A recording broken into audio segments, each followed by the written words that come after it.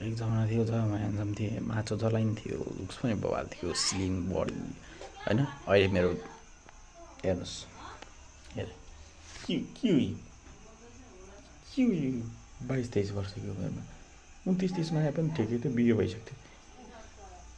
अहिले त के हो अभि जलन दिँदो रहेछ। अझ जलन निकाल्नु नि यस्तो गर्नुपर्छ।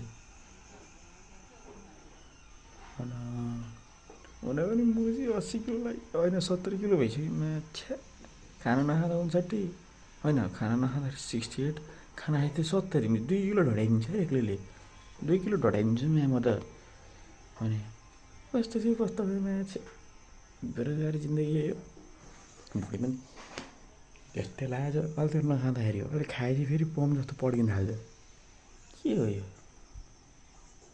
के हो यो अनुमति अब त तुलाउने नि क्या अब यस्तो टाइटिङ साइटिङ फलो गर्नु पर्ला जस्तो छ।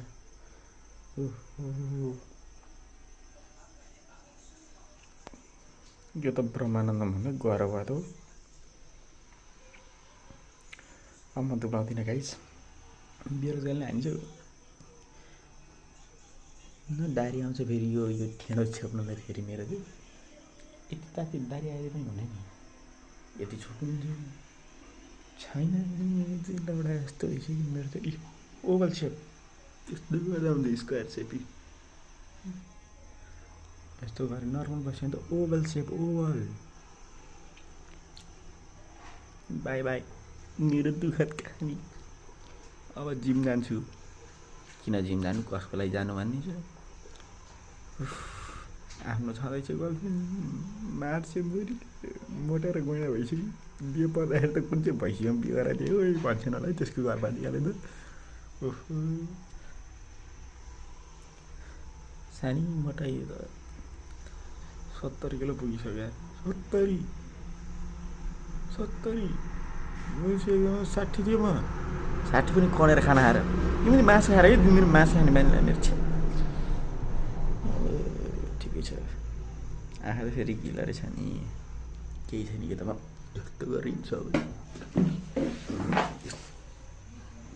यति गऱ्यो भने त भयो होइन। के हो यो फिस दाइले भने यस्तो फिस भइसक्यो जिन्दगी छ्या।